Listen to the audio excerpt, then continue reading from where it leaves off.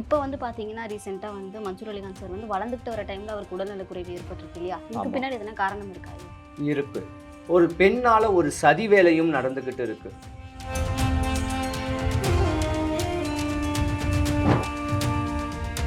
இப்போ வந்து அவர் ரீசென்ட்டா ஒரு வீடியோல சொல்லியிருக்காரு. அவர் வந்து அந்த ஜூஸ் அதுக்கப்புறம் அந்த மோர் குடிச்சதுனால தான் அவருக்கு வந்து நெஞ்சு வலிக்கிற மாதிரி ஆச்சு அப்படின்னு சொல்லியிருக்காரு.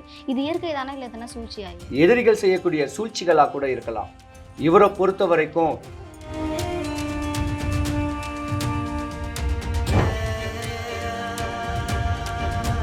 இப்போ வந்து அவர் பெண்கள பத்தி நிறைய அவதூறா பேசுறதுனால தான் இப்படி நடக்குதுன்னு சொல்றது அப்ப உண்மைதானா? உண்மைதான். ஒரு மனுஷனுக்கு உடம்பு நல்லா பிரகாசமா இருந்து திடீர்னு உடல்நல கோளாறு ஏற்பட்டுச்சுன்னா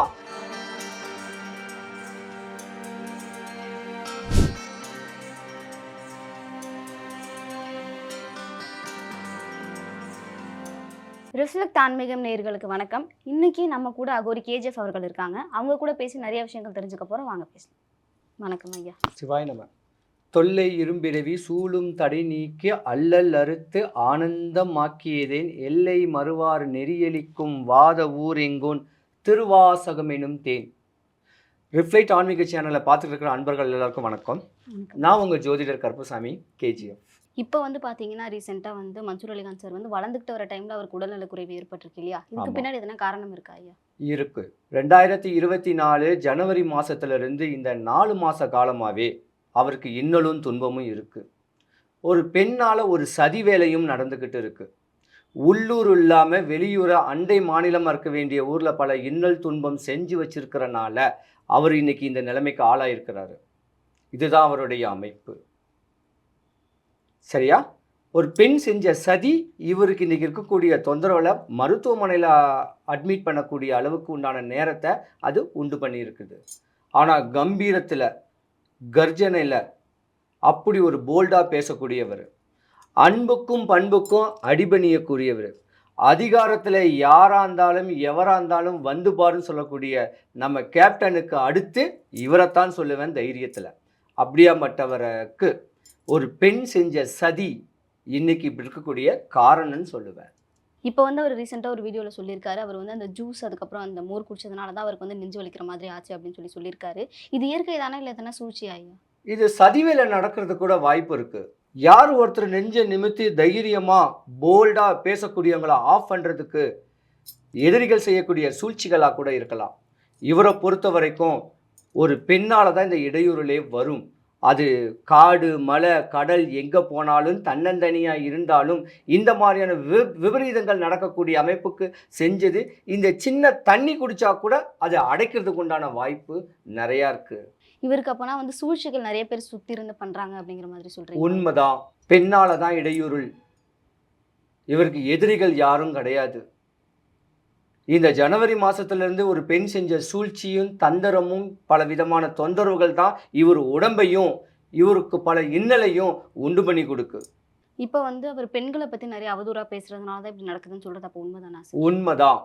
ஏதோ ஒரு பெண்ணு இன்னலின் துன்பத்தையும் ஏற்படுத்தி தான் வச்சிருக்கு இவர் மேலே, இவருடைய அமைப்புக்கு, இவருடைய வளர்ச்சிக்கு. இது ஒரு பெண் செஞ்ச சதிதான் சொல்லுவேன்.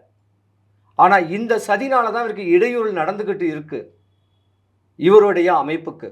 ஆனால் இந்த இடையூறல் சரி ஆகிறதுக்கு ஒரு சின்ன வழிமுறைகளை பண்ணாங்கன்னா இவருக்கு அடுத்த ஒரு மறுஜென்மம், நலிஞ்ச நோய் குணமாகும்.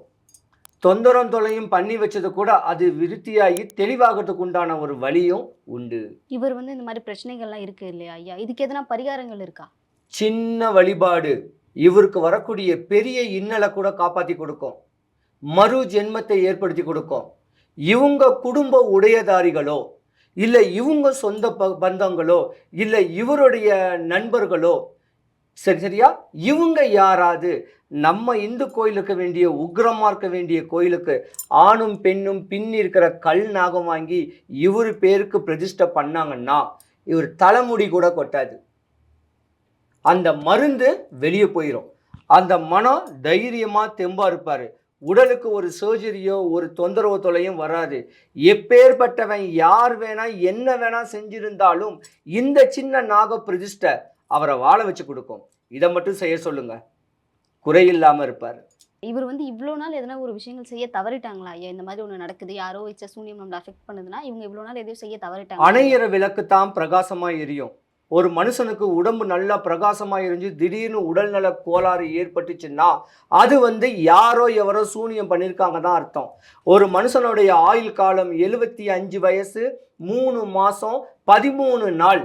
அதுக்கப்புறம் தான் அந்த மரண ஆத்மா ஆனவொன்ன தத்தாத்திரிகள் சொல்லக்கூடிய சிவன் விஷ்ணு பிரம்மன் 3 பேரும் நீ எப்போ வேணா வான்னு சொல்லுவாங்க. அந்த இடப்பட்ட நேரத்தில் 70 வயசோ 65 வயசுக்குள்ளேயோ இந்த மாதிரி நோய் நொம்பலை வந்துச்சுன்னா யாராவது தொந்தரவு பண்ணுறாங்கன்னு தான் அர்த்தம். இவருக்கு ஒரு பொண்ணு செஞ்ச சதி, பொண்ணு இல்லை பெண்ணு, பெண் செஞ்ச சதி ஜனவரி மாதம் செஞ்சுருக்குறாங்க. அதோடைய எஃபெக்ட் தான் இப்போ காட்டுது. ஒருத்தருக்கு 3 மாசத்துல காட்டும், ஒருத்தருக்கு 6 மாசத்துல காட்டும், ஒருத்தருக்கு அந்த வருஷமே காட்டும். இதுதான் இவருக்கு தொந்தரவு நடந்திருக்கு. இது தொடருமா இல்லை இதுக்கு ஒரு முடிவுக்கு வருமா? இதுக்கு முடிவு தான் இந்த பிரதிஷ்டை. இந்த பிரதிஷ்டை அவர் பண்ணிட்டாருன்னா இவருக்கு தலைமுடி கூட கொட்டாது. அந்த கர்ஜனை, அந்த கம்பீரம், அன்புக்கும் பண்புக்கும் அடிபணி வருவர், அதிகாரத்தில் யாரா இருந்தாலும் வந்து பாருன்னு சொல்லக்கூடிய ஒரே சக்தி அந்த மன்சூர் அலிகானுக்கு தான் இருக்குது. வேற யாருக்கும் கிடையாது. கலைத்துறையில் அவ்வளோ ஒரு தைரியமானவர். இவரோட ஃபியூச்சர் இப்போ எப்படி இருக்கும் ஐயா? இவரை பொறுத்த வரைக்கும் அள்ளி கொடுக்கறதுல வல்லன்னு சொல்லலாம். தனக்கு மீறத தானமாக கொடுக்கணும்னு சொல்லலாம்.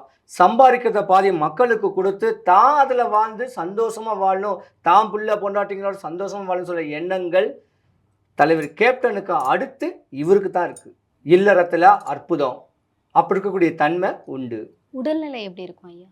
இவரை பொறுத்த வரைக்கும் இந்த சின்ன பிரதிஷ்டை பண்ணால் பரிபூர்ண ஆயுசு, முழு ஆயுசு 75 வயசு வரைக்கும் ஆயுசு இருக்கும். அற்புதமாக இருப்பார். இன்னும் 4 பேருக்கு நல்லது செய்யணும்னு ஆசைப்படக்கூடியவருக்கு இந்த மாதிரி தொந்தரவை செஞ்சு தான் வச்சுருப்பாங்க. இந்த பிரதிஷ்டை பண்ணால் குறையில்லாமல் இருப்பாங்க. இப்போ அவர் நிறைய புதிய விஷயங்கள்லாம் தொடங்குறாரு இல்லைங்களா? அதில் அவருக்கு கை கொடுக்குமா? 100க்கு 100 கை கொடுக்கும். எந்த தொழில் பண்ணாலும் அதில் வரக்கூடிய லாபத்தை தன்னை சார்ந்த மக்களுக்கு கொடுத்து அடுத்தவங்க அதில் சந்தோஷப்படும் சொல்லக்கூடிய ஆசைகள் அற்புதமான மனிதர்னு சொல்லலாம் மன்சூர் அலிகான் ஐயா. பார்க்கத்தான் முரடு, பார்க்கத்தான் கோபக்காரன், ஆனால் பச்சை குழந்தை. பேச்சில், துணிவில், தைரியத்தில் தெளிவானவர். அற்புதமான அன்பு உள்ளம் கொண்டவன் சொல்லலாம் மன்சூர் அலிகான் ஐயாவுடைய வாழ்க்கை. அற்புதமானவர். இவருடைய ராசிக்கு வந்து இனிமே வந்து என்னென்னலாம் நடக்கும் அப்படிங்கிறத பொதுவாக இவருடைய பெயர் ராசியை வச்சு தான் இவருடைய கணிப்பையை கணிச்சிருக்கிறது. இவருடைய பெயருக்கு வந்து சிம்ம ராசி மக நட்சத்திரம். நடக்கிற நேரம் சரியில்லாத நேரம். ராகுவுடைய சாரம் நடந்துக்கிட்டு இருக்கு.